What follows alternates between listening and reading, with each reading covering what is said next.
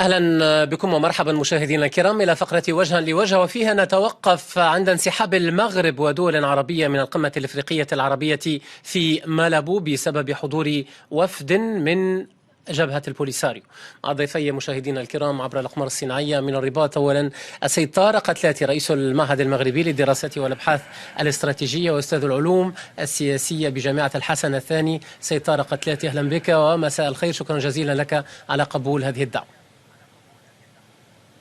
اهلا وسهلا، تحيه لك ولمشاهدي قناه فرانس 24 ولضيفك الكريم. مرحبا بك سيد طارق قتلاتي، ورحب انا وانت بضيفي في الجانب المقابل من تونس العاصمه سيد عبد الله العبيدي، المحلل السياسي والدبلوماسي التونسي السابق.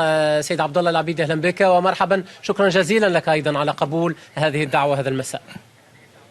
شكرا على الاستضافة وتحياتي للأستاذ طارق ولكم كذلك ولمستمعينا ومشاهدينا. مرحبا بكم. إذن وسؤالي الرئيسي مباشرة في صلب الموضوع، ما تعليقكم على انسحاب المغرب من هذه القمة الإفريقية العربية؟ أبدأ معك أولا سيد طارق قتلاتي رئيس المعهد المغربي للدراسات والأبحاث الاستراتيجية، أستاذ العلوم السياسية بجامعة الحسن الثاني، أهلا من جديد.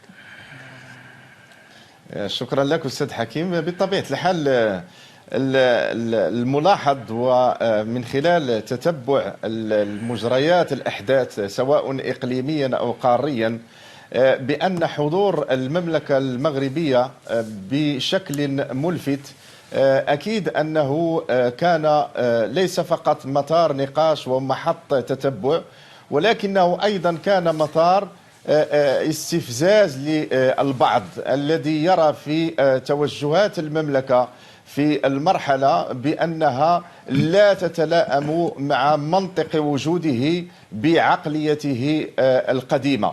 وبالتالي لاحظنا بأنه كان مؤكد أن الجولات التي يقوم بها جلالة الملك في القارة الإفريقية والمنحى والتوجه الذي يحمله تجاه هذه القارة في إطار العودة السليمة والإيجابية إلى مؤسسة الاتحاد الإفريقي، كنا متأكدين بأن الآخر في الطرف المقابل لا ينظر بعين الرضا إلى هذا التوجه.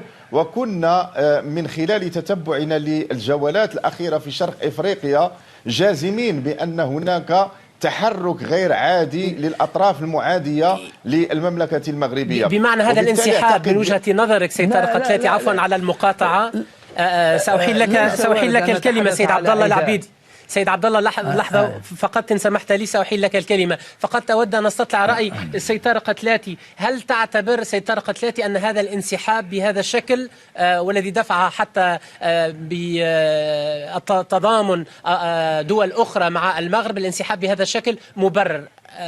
أولا قبل أن نخوض في التفاصيل، تفضل.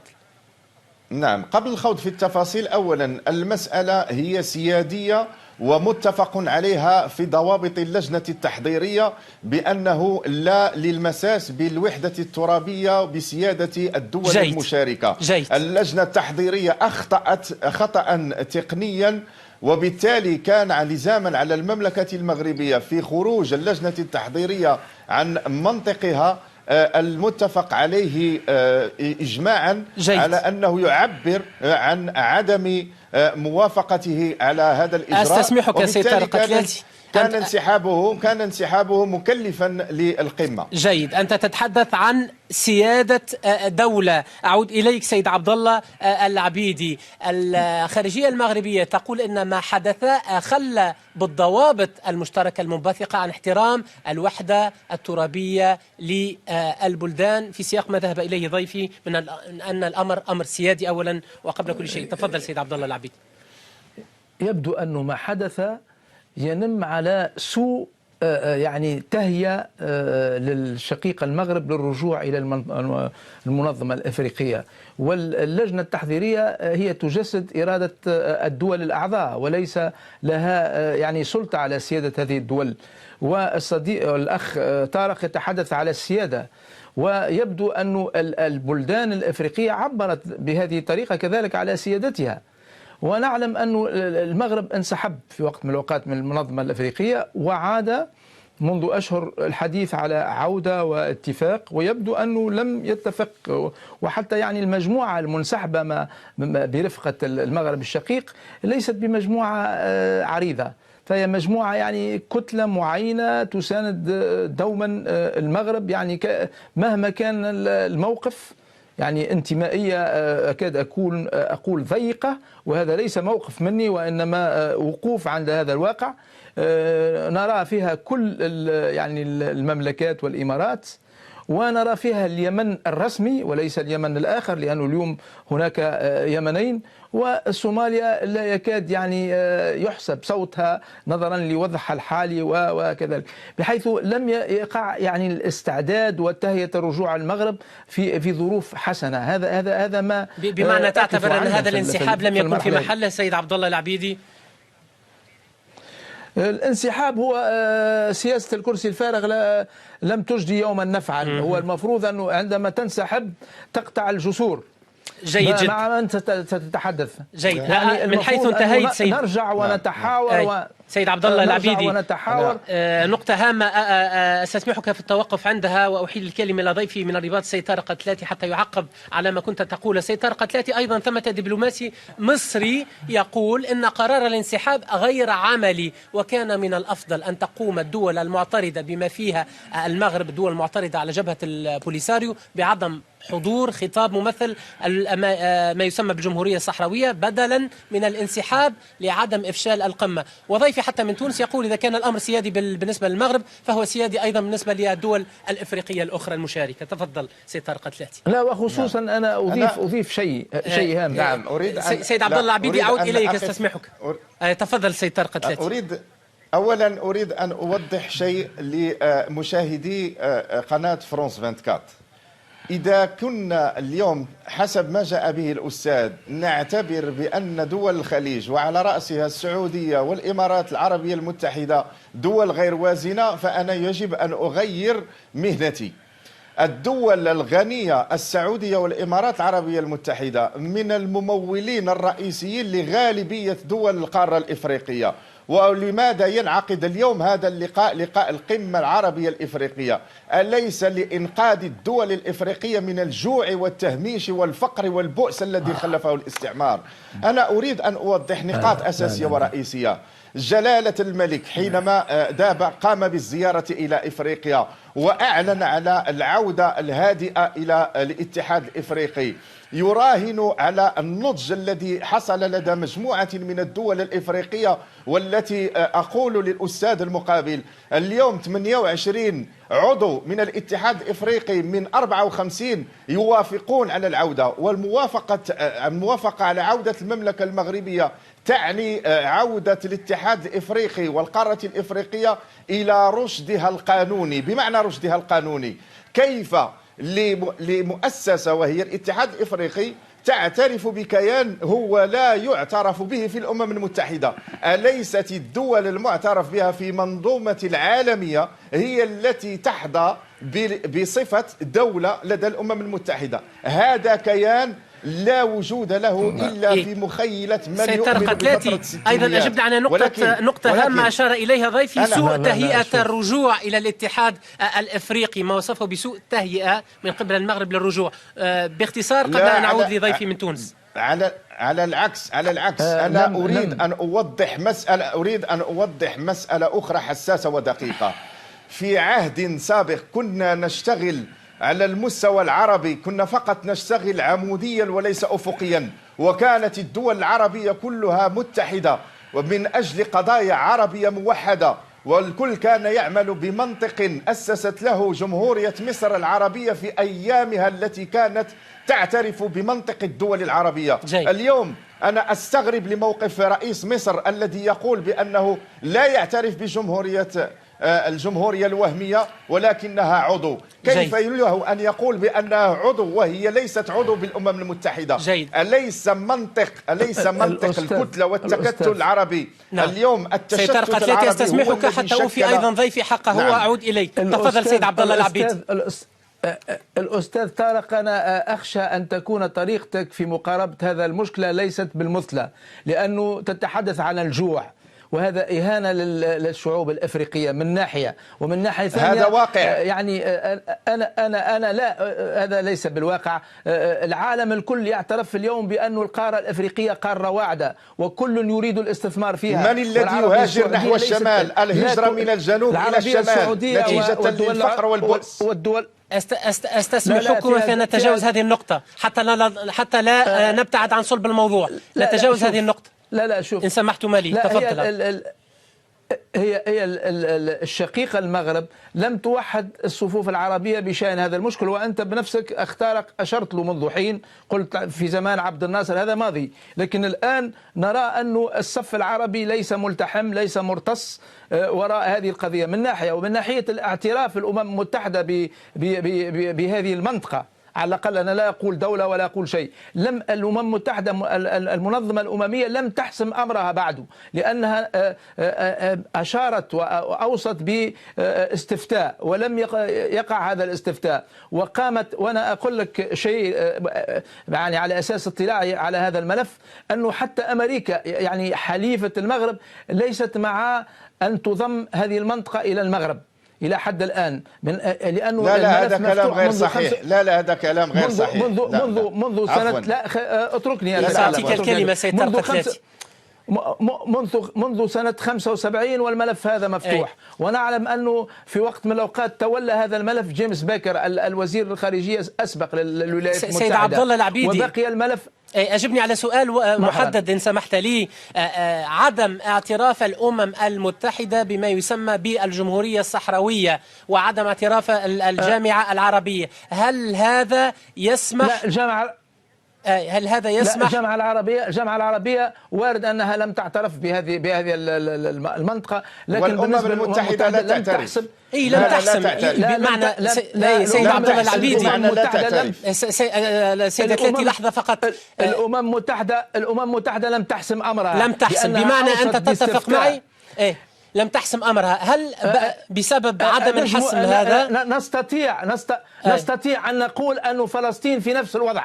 فلسطين ليست عضو في الأمم المتحدة. لا علاقة. لا علاقة. لا أنا أقول لك يعني أنا أقف عند أركان هذا الملف. أنا لم أطرح عليك سؤال سيد عبد الله، فقط حتى تكون السؤال واضح والجواب واضح أيضا. يعني حتى بالرغم أن الأمر لم تحسم فيه الأمم المتحدة وحتى الجامعة العربية لا تعترف بما يسمى بالجمهورية الصحراوية، من حق جبهة البوليساريو أن تجلس جنبا إلى جنب مع باقي الدول في هذه القمة العربية إفريقية وكأنها دولة. نعم أم لا؟ هو الحق يمنح من طرف الدول الأعضاء، والدول الأعضاء منحوا لهذا الكيان أو لهذه أتعرف لماذا انسحبت المملكة المغربية من المنظمة الإفريقية؟ باهي جيد. أعود إليك. أعود إليك. أعلمه طبعا، أعلمه. سيترقتلاتي في علاقة بهذا الموضوع. سيترقتلاتي، لا يعني نقطة هامة أشار إليها ضيفي وأنطلق منها لطرح السؤال عليك. المملكة المغربية وفق المعلومات التي وردت إلي، هو يتحدث حتى عن إرادة ليس فقط المنظمين ولكن الدول حتى المشاركة، لأنه رغم كل الجهود المغربية ليس ثمة هناك إجماع لا عربي يقول ضيفي ولا حتى إفريقي. معلوماتي تشير ولعلني مخطئا في ذلك، المملكة المغربية كانت أرسلت خطاب إلى منظمي هذه القمة العربية الإفريقية لعدم دعوة جبهة البوليساريو، وقيل إنه لم ينظر في هذا الأمر على الإطلاق، مما فسره البعض ربما أن هذه الدول الإفريقية غير معنية بخلافات المغرب مع جبهة البوليساريو. أنا يعني تصحيحا أولا لبعض الأمور، وأنا يعني بكل تواضع خبير في ملف يعني شأن وطني أكثر من ينظر إليه من الخارج كمحاضر. تعلم بأن القبائل مختلطة داخل المغرب، وقبائل أولاد ليم وغيرها من قبائل الصحراوية ولدوا بالرباط العاصمة. هذه أمور لا يعرفونها الآخرين، ولكن أريد أن أوضح مسائل حساسة. اليوم حينما نتحدث عن أن المملكة المغربية، أنا حينما نتحدث سيد عبد الله العبيدي أرجوك سأعود إليك، لأنه التفاعل عبر الأقمار الصناعية ليس يسيرا. سأوفيك حقك لحظات فقط وأعود إليك. تفضل سيد طارق. حينما نقول بأن المملكة المغربية إذا كانت تطالب هذه المرة خلال ضوابط اللجنة التحضيرية بعدم حضور كيان وهمي، فهو نفس المنطق الذي جعل المملكة المغربية أيام المرحوم الحسن الثاني أن ينسحب من منظمة الوحدة الإفريقية، لا لسبب إلا لسبب واحد رئيسي وقانوني، ونحن أساتذة قانون ويمكن أن نتفاهم في هذه النقطة. كيف لكيان إفريقي قاري منبثق عن منظمة الأمم المتحدة يعترف بكيان وهمي لا تعترف به المنظمة الدولية الأم التي هي منظمة الأمم المتحدة؟ هذا كان انحراف لدى منظمة الوحدة الإفريقية. الكيان الإفريقي وأنت ليس تعلم الكيان الإفريقي أنت تعلم الكيان الإفريقي ليس منبثق على الأمم المتحدة. سأعود إليك سيد عبد الله العبيدي أرجوك. لا، هو ليس منبثق ولكنه تكتل قاري ويمشي بوفق مواثيق دولية. يا سيدي، أنت تعلم مسألة رئيسية وأنت تنتمي إلى دولة ذات سيادة. المساس بسيادة الدول خط أحمر ولا يمكن لأي دولة أن تقبله. للأسف الذي أصبحنا نعيشه اليوم هو التشتت العربي، وكل دولة ترغب في أن ترى أخرى يعني شقيقتها وهي تعاني بؤر التوتر. أنا أحيي شديد التحية الدول الخليج على موقفها العربي القوي يعني الصامد إلى جانب المملكة المغربية في حماية وحدتها الترابية وسيادتها. جيد. وللأسف أقول أن دول أخرى تحاول أن تصطاد في الماء العكر من أجل الريادة لن تكون فردية. التكتل على مستوى شمال إفريقيا والشرق الأوسط هو الذي يقي المنطقة من بؤر التوتر التي تعاني منها اليوم كل من اليمن وكل من سوريا وليبيا وغيرها من الدول. وسوريا هي أيضا وللأسف أن تونس معنية الآن بشكل خطير، وهذا الكلام ليس هو إلا يعني فتح مجالات للتشتت الداخلي. اسمح لي فقط أن أعود إلى ضيفي لأنه ثمة سؤال مهم في سياق ما كنت تتحدث عنه، وسعيد أنه معنا دبلوماسي في هذه الحلقة حتى يعلق على السؤال التالي. سيد عبد الله العبيدي، البعض يتحدث عن عدم تقدير سياسي من غينيا الاستوائية باستضافة جبهة البوليساريو. القمة هي قمة عربية إفريقية، دبلوماسيون يقولون لو كانت قمة إفريقية لقبل الأمر على مضض، ولكن هي قمة عربية إفريقية، وحتى أن البعض ذهب إلى أن هذا الأمر سوء تقدير ولنقولها غياب الحنكة السياسية. تفضل حتى لا أقول شيء آخر. البلد المضيف ليست له حرية مطلقة في استضافة من يريد أو يعني استثناء من يريد، فهو يعبر على إرادة ولماذا لم يحصل المشكل في 2013 و2010؟ سأعود إليك سيد طارق، أرجوك دون لديك سيد طارق، دون لديك حتى لا ينقطع تسلسل أفكار ضيفي من تونس. أود إجابة يعني واضحة على سؤال. تفضل سيد عبد الله العبيدي. الدولة المضيفة أنا أتمنى لو وجد هذا المشكل طريقه إلى الحل حسب ما تعتبره المغرب. أنا رأيي في جانب والخبرة السياسية والدبلوماسية والقانونية في جانب آخر. أنا أقول أنه لم يعني يجتمع الصف العربي حول هذه القضية، والقضية ليست سيادية إلا في نظر المغرب بخصوص هذه المنطقة. بالنسبة للبلدان الأخرى الذين استدعوا، ولا أعتقد أن جبهة البوليساريو حضرت هذه القمة يعني من تلقاء نفسها وفرضت نفسها على كل أعضاء هذه المنظمة. احنا رأينا أنه حتى بقية العرب إذا ما استثنينا المملكات، ولا أعتقد أنهم ذاهبين إلى إفريقيا لإعالة الشعوب الأفريقية المسكينة المغلوبة إلى غير ذلك، أمور سياسية، استثمار إلى غير ذلك. لكن كل ما في الأمر أنه ليس هناك إجماع لا أممي ولا إفريقي ولا حتى عربي حول سيادة المغرب على هذه المنطقة. إذا كان نعرف موقف مصر والجزائر مثلا وبقية البلدان الأخرى العربية التي لم تنسحب متضامنة مع المغرب في هذا الظرف، وهذا يعني أن المغرب بمفردها مع المجموعة الأخرى التي تتضامن معها في كل الحالات، وهذا أمر طيب أعتقد عندما يتعلق الأمر بإجماع عربي أو مشكلة أساسية، يعني مشكلة أساسية. سيد عبد الله العبيدي، أستسمحك، المغرب اسمح لي سيد عبد الله العبيدي، هذا سأعود إليك سيد عبد الله العبيدي. سيد طارق قتلاتي، على ضوء ما كان يقوله ضيفي ستعاقب عليه، واستحضر أيضا ما قاله في بداية هذه الحلقة حين تحدث عن سياسة الكرسي الفارغ التي لن تخدم مصلحة المملكة المغربية، التي عبرت عن رغبتها بشكل جدي للعودة إلى حضن الاتحاد الإفريقي. ولعل أكبر دليل على ذلك هي هذه الجولة الإفريقية الكبيرة التي يقوم بها العاهل المغربي الملك محمد السادس. تفضل سيد طارق قتلاتي. نعم سيد حكيم، لكي نوضح الأمور في عمقها أكثر بعيدا عن الفعل ورد الفعل، أنا قلت منذ البداية بأن الجولات التي قام بها جلالة الملك على مستوى القارة الإفريقية والتي وصلت إلى حدود الشرق والتفاعل دول الشرق التي لم تكن يعني مع المغرب في طرحه، اليوم هي منفتحة على المملكة المغربية، كل هذه الأمور استفزت الطرف الآخر الذي سمي الأمور بمسمياتها سيد طارق قتلاتي.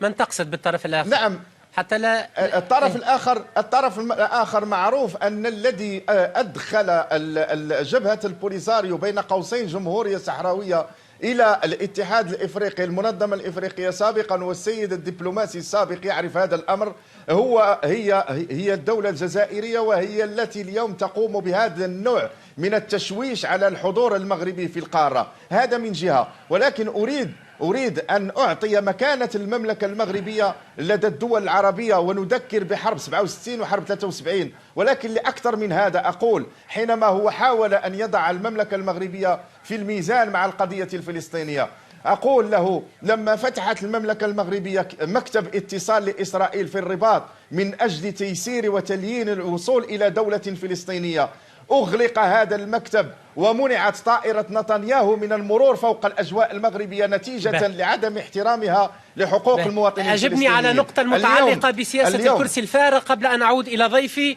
السيد عبد الله العبيدي وأختم معه. الآن المغرب أعرب عن عزمه الانضمام مجددا إلى الاتحاد الإفريقي. هذه السياسة، سياسة الكرسي الفارغ التي وصفتها حتى تلفزيون أفريكا 24 بفورة غضب المغرب، سياسة الكرسي الفارغ هل ستكون في مصلحة المغرب؟ المملكة المغربية لكي نكون واقعيين، المملكة المغربية اليوم لم تعد تلك الدولة التي تساهم وتتفاعل.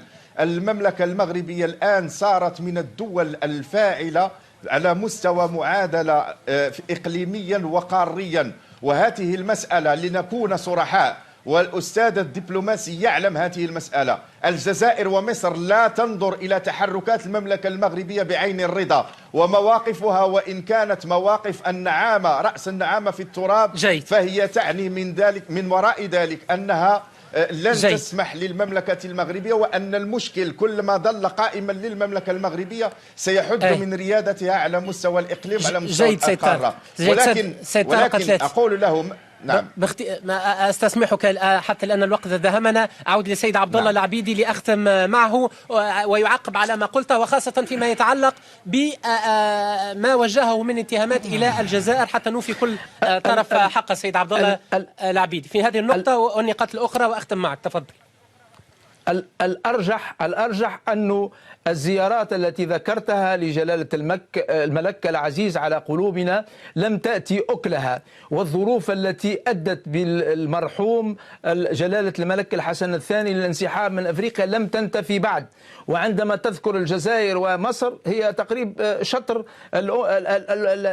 الشعوب العربية، الأمة العربية، هذا من ناحية. والمغرب لم تقنع بعد أو لم تتوفق، وهذه نتيجة. أنا لا أحكم على مسعى المغرب، لم تتوفق لإقناع بقية الدول العربية والإفريقية بموقفها، وعادت المغرب ولم تتغير الظروف، ولهذا السبب عادت وانسحبت المغرب مع مجموعة يعني تساندها، وهذا ما حصل. نعم سيد طارق قتلاتي، نعم. مع أنني كنت قد بدأت معك، أختم معك في أقل من 20 ثانية. كان لديك تعقيب لو سمحت دون إطالة، تفضل. نعم تعقيب بسيط، وهو أن ربما نظرة الأستاذ أنها تعطي بأن المملكة المغربية هي في عزلة بمشكلها، ولكن أقول لا، هو أشار إلى نقطة أنها ربما لم تنجح في مساعيها. الحالية. كيف أنه لم ينجح و28 دولة إفريقية تقدم طلب عودة المملكة المغربية إلى القارة الإفريقية، والدول التي تساند المملكة المغربية تعرف بأن نزاعه مع كيان وهمي موجود يعني داخل 28 من كم دولة؟ 28 من كم دولة؟ من 54 بمعنى أنه يتوفر له النصاب القانوني للعودة، وبالتالي أقول لك أن ما حققته المملكة المغربية اليوم أنها استطاعت أن تقسم الاتحاد استطاعت بمعنى أن كل من وافقوا على عودة المملكة المغربية يعرفون شروط المملكة المغربية، وهي عدم وجود كيان إفريقي داخل الاتحاد الإفريقي. ولكن أقول خلاصة النتيجة أن المملكة المغربية استطاعت أن تقسم اليوم الاتحاد الإفريقي إلى قسمين. أنا أشكركم جزيل الشكر سيد طارق قتلاتي، كل الشكر جزيل لك، متحدثا من الرباط. وهل هذا إنجاز رئيس المعهد المغربي للدراسات. وهل هذا أسمحكما انتهى الوقت. نعم شكرا جزيلا لكما. قد نخصص حلقات لاحقة لنفس هذا الموضوع معكما. شكرا جزيلا سيد طارق قتلاتي، رئيس المعهد المغربي للدراسات والابحاث الاستراتيجية، أستاذ العلوم السياسية بجامعة الحسن الثاني من الرباط. شكرا جزيلا لك. من تونس العاصمة أيضا كل الشكر جزيل لك سيد عبد الله العبيدي، المحلل السياسي والدبلوماسي التونسي السابق. كنتما معنا في فقرة وجها لوجه. العربية الإفريقية وكأنها دولة، نعم أم لا؟ هو الحق يمنح من طرف الدول الأعضاء، والدول الأعضاء منحوا لهذا الكيان أو لهذه أتعرف لماذا انسحبت المملكة المغربية من المنظمة الإفريقية؟ باهي جيد. أعود إليك. أعود إليك. أعلمه طبعا، أعلمه سيد طارق قتلاتي في علاقة بهذا الموضوع. سيد طارق قتلاتي، لا يعني نقطة هامة أشار إليها ضيفي وأنطلق منها لطرح السؤال عليك. المملكة المغربية وفق المعلومات التي وردت إلي، هو يتحدث حتى عن إرادة ليس فقط المنظمين ولكن الدول حتى المشاركة، لأنه رغم كل الجهود المغربية ليس ثمة هناك إجماع لا عربي يقول ضيفي ولا حتى إفريقي. معلوماتي تشير ولعلني مخطئا في ذلك، المملكة المغربية كانت أرسلت خطاب إلى منظمي هذه القمة العربية الإفريقية لعدم دعوة جبهة البوليساريو، وقيل إنه لم ينظر في هذا الأمر على الإطلاق، مما فسره البعض ربما أن هذه الدول الإفريقية غير معنية بخلافات المغرب مع جبهة البوليساريو. أنا يعني تصحيحا أولا لبعض الأمور، وأنا يعني بكل تواضع خبير في ملف يعني شأن وطني أكثر من ينظر إليه من الخارج كمحاضر. أتعلم بأن القبائل مختلطة داخل المغرب، وقبائل ولاد دليم وغيرها من قبائل الصحراوية ولدوا بالرباط العاصمة. هذه أمور لا يعرفونها الآخرين، ولكن أريد أن أوضح مسائل حساسة. اليوم حينما نتحدث عن أن المملكة المغربية، أنا حينما نتحدث سيد عبد الله العبيدي، أرجوك سأعود إليك لأنه التفاعل عبر الأقمار الصناعية ليس يسيرا. سأوفيك حقك لحظات فقط وأعود إليك. تفضل سيد طارق. حينما نقول بأن المملكة المغربية إذا كانت تطالب هذه المرة خلال ضوابط اللجنة التحضيرية بعدم حضور كيان وهمي، فهو نفس المنطق الذي جعل المملكة المغربية أيام المرحوم الحسن الثاني أن ينسحب من منظمة الوحدة الإفريقية، لا لسبب إلا لسبب واحد رئيسي وقانوني، ونحن أساتذة قانون ويمكن أن نتفاهم في هذه النقطة. كيف لكيان إفريقي قاري منبثق عن منظمة الأمم المتحدة يعترف بكيان وهمي لا تعترف به المنظمة الدولية الأم التي هي منظمة الأمم المتحدة؟ هذا كان انحراف لدى منظمة الوحدة الإفريقية.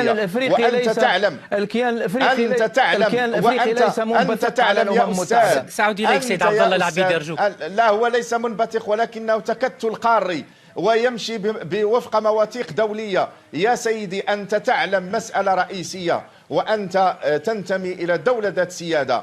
المساس بسيادة الدول خط أحمر ولا يمكن لأي دولة أن تقبله. للأسف الذي أصبحنا نعيشه اليوم هو التشتت العربي، وكل دولة ترغب في أن ترى أخرى يعني شقيقتها وهي تعاني بؤر التوتر. أنا أحيي شديد التحية الدول الخليج على موقفها العربي القوي يعني صامد إلى جانب المملكة المغربية في حماية وحدتها الترابية وسيادتها. جيد. وللأسف أقول أن دول أخرى تحاول أن تصطاد في الماء العكر من أجل الريادة لن تكون فردية. التكتل على مستوى شمال إفريقيا والشرق الأوسط هو الذي يقي المنطقة من بؤر التوتر التي تعاني منها اليوم كل من اليمن وكل من سوريا وليبيا وغيرها من الدول. وسوريا هي أيضا وللأسف أن تونس معنية الآن بشكل خطير، وهذا الكلام ليس هو إلا يعني فتح مجالات للتشتت الداخلي. اسمح لي فقط أن أعود إلى ضيفي لأنه ثمة سؤال مهم في سياق ما كنت تتحدث عنه، وسعيد أنه معنا دبلوماسي في هذه الحلقة حتى يعلق على السؤال التالي. سيد عبد الله العبيدي، البعض يتحدث عن عدم تقدير سياسي من غينيا الاستوائية باستضافة جبهة البوليساريو. القمة هي قمة عربية أفريقية، دبلوماسيون يقولون لو كانت قمة أفريقية لقبل الأمر على مضض، ولكن هي قمة عربية أفريقية، وحتى أن البعض ذهب إلى أن هذا الأمر سوء تقدير ولنقولها غياب الحنكة السياسية. تفضل حتى لا أقول شيء. البلد المضيف ليست له حرية مطلقة في استضافة من يريد أو يعني استثناء من يريد، فهو يعبر على إرادة ولماذا لم يحصل المشكل في 2013 و2010؟ سأعود إليك سيد طارق، أرجوك دون لديك سيد طارق، دون لديك حتى لا ينقطع تسلسل أفكار ضيفي من تونس. أود إجابة يعني واضحة على سؤال. تفضل سيد عبد الله العبيد. الدولة المضيفة أنا أتمنى لو وجد هذا المشكل طريقه إلى الحل حسب ما تعتبره المغرب. أنا رأيي في جانب والخبرة السياسية والدبلوماسية والقانونية في جانب آخر. أنا أقول أنه لم تتوفر، لم يعني يجتمع الصف العربي حول هذه القضية، والقضية ليست سيادية إلا في نظر المغرب بخصوص هذه المنطقة. بالنسبة للبلدان الأخرى الذين استدعوا، ولا أعتقد أن جبهة البوليساريو حضرت هذه القمة يعني من تلقاء نفسها وفرضت نفسها على كل أعضاء هذه المنظمة. احنا رأينا أنه حتى بقية العرب إذا ما استثنينا المملكات، ولا أعتقد أنهم ذاهبين إلى أفريقيا لإعالة الشعوب الأفريقية المسكينة المغلوبة إلى غير ذلك، أمور سياسية، استثمار إلى غير ذلك. لكن كل ما في الأمر أنه ليس هناك إجماع لا أممي ولا افريقي ولا حتى عربي حول سياده المغرب على هذه المنطقه.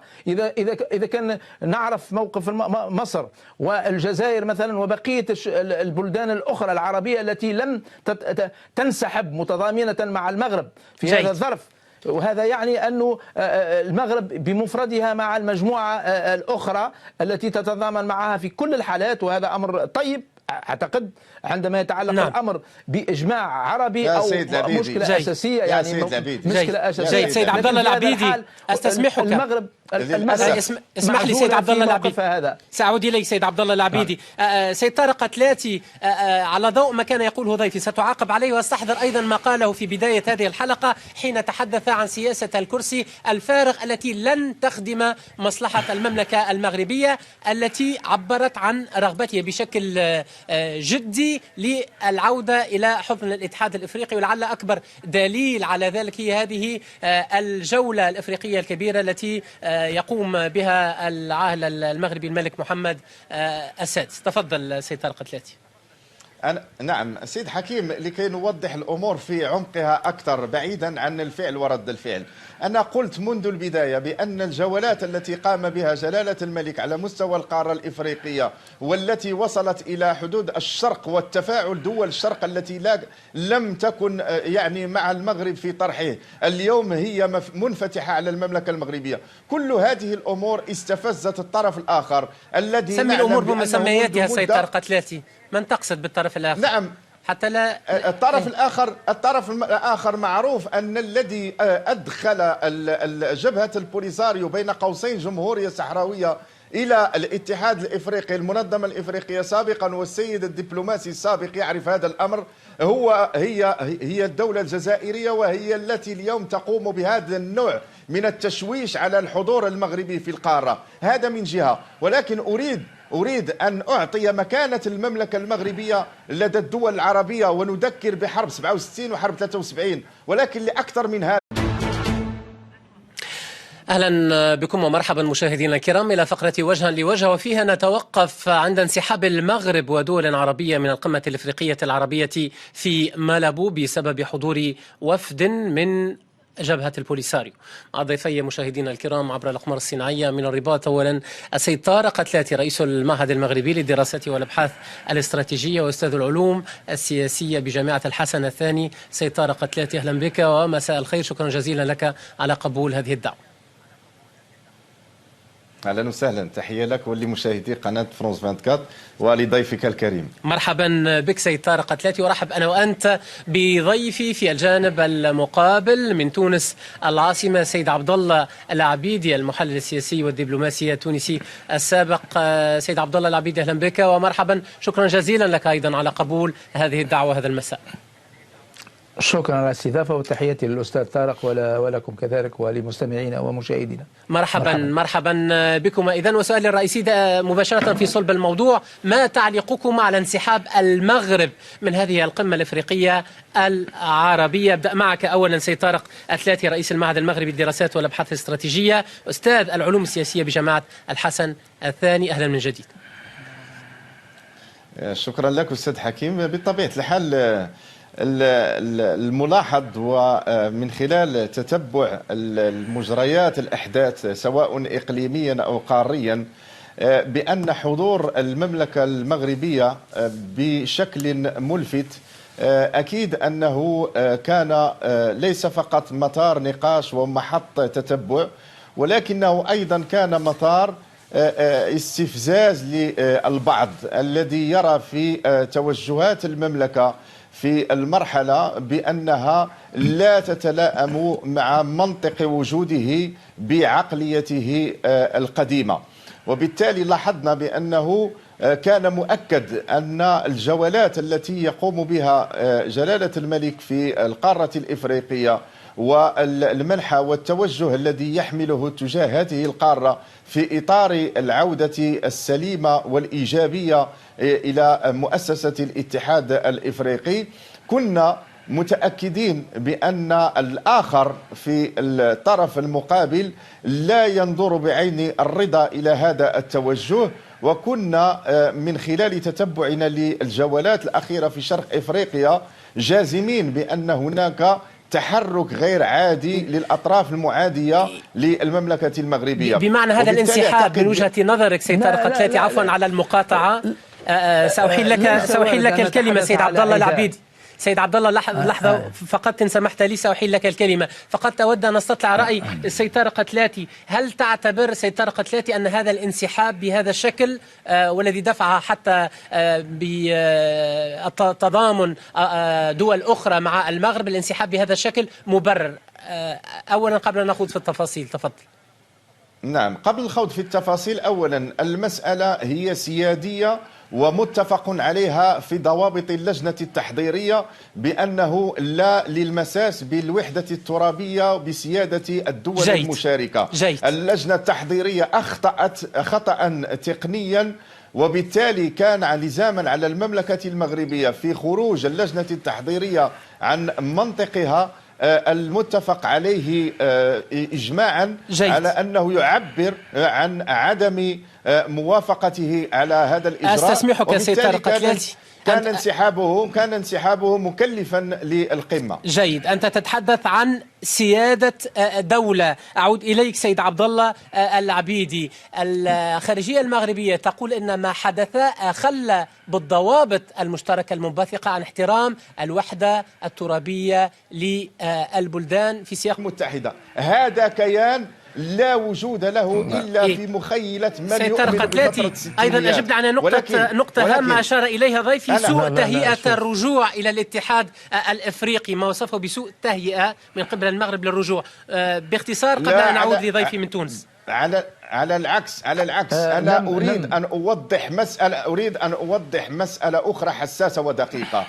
في عهد سابق كنا نشتغل على المستوى العربي، كنا فقط نشتغل عموديا وليس أفقيا، وكانت الدول العربية كلها متحدة ومن أجل قضايا عربية موحدة، والكل كان يعمل بمنطق أسست له جمهورية مصر العربية في أيامها التي كانت تعترف بمنطق الدول العربية. جيد. اليوم أنا أستغرب لموقف رئيس مصر الذي يقول بأنه لا يعترف بجمهورية الجمهورية الوهمية ولكنها عضو. كيف له أن يقول بأنها عضو وهي ليست عضو بالأمم المتحدة؟ جيد. أليس منطق الكتلة والتكتل العربي؟ نعم. اليوم التشتت سيد طارق العربي لا استسمحك حتى أوفي أيضا ضيفي حقه. نعم. وأعود إليك. تفضل سيد عبد الله العبيد.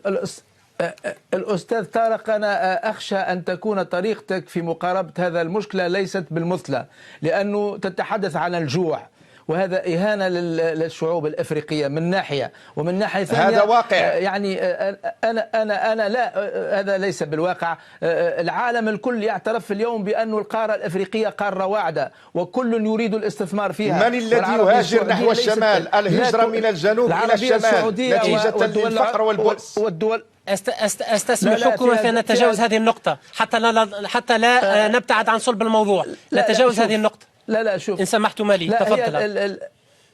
هي الشقيقة المغرب لم توحد الصفوف العربية بشأن هذا المشكل، وأنت بنفسك أشرت له منذ حين، قلت في زمان عبد الناصر هذا ماضي، لكن الآن نرى أن الصف العربي ليس ملتحم، ليس مرتص وراء هذه القضية من ناحية، ومن ناحية الاعتراف الأمم المتحدة بهذه المنطقة. على الأقل أنا لا أقول دولة ولا أقول شيء. لم الأمم المتحدة المنظمة الأممية لم تحسم أمرها بعد، لأنها أشارت وأوصت باستفتاء ولم يقع هذا الاستفتاء، وقامت، وأنا أقول لك شيء يعني على أساس اطلاعي على هذا الملف، أنه حتى أمريكا يعني حليفة المغرب ليست مع أن تضم هذه المنطقة إلى المغرب إلى حد الآن، لأنه لا هذا كلام غير صحيح. لا هذا كلام غير صحيح.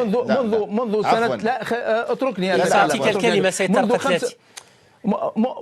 منذ سنة 75 والملف هذا مفتوح. ونعلم أنه في وقت من الأوقات تولى هذا الملف جيمس بيكر الوزير الخارجية أسبق للولايات المتحدة. سيد عبد الله العبيدي، وبقي الملف. أجبني على سؤال محدد إن سمحت لي. عدم اعتراف الأمم المتحدة بما يسمى بالجمهورية الصحراوية وعدم اعتراف الجامعة العربية، هل هذا يسمح؟ لا، هل هذا يسمح؟ الجامعة العربية وارد أنها لم تعترف بهذه المنطقة، لكن والأمم المتحدة لا تعترف. لم تحسم. بمعنى سيد عبد الله العبيدي، سيدتي لحظة فقط. الأمم المتحدة لم تحسم أمرها. لم تحسم بمعنى أنت تتفق معي؟ لم تحسم أمرها. هل بسبب عدم الحسم هذا نستطيع أن نقول أن فلسطين في نفس الوضع؟ فلسطين ليست عضو في الأمم المتحدة. لا علاقة. لا علاقة. لا اسمح لي. أنا أقول لك يعني أنا أقف عند أركان هذا الملف. أنا لم أطرح عليك سؤال سيد عبد الله، فقط حتى تكون السؤال واضح والجواب واضح أيضا. يعني حتى بالرغم أن الأمر لم تحسم فيه الأمم المتحدة وحتى الجامعة العربية لا تعترف بما يسمى بالجمهورية الصحراوية، من حق جبهة البوليساريو أن تجلس جنبا إلى جنب مع باقي الدول في هذه القمة. ما ذهب إليه ضيفي من أن الأمر أمر سيادي أولا وقبل كل شيء. تفضل سيد عبد الله العبيد.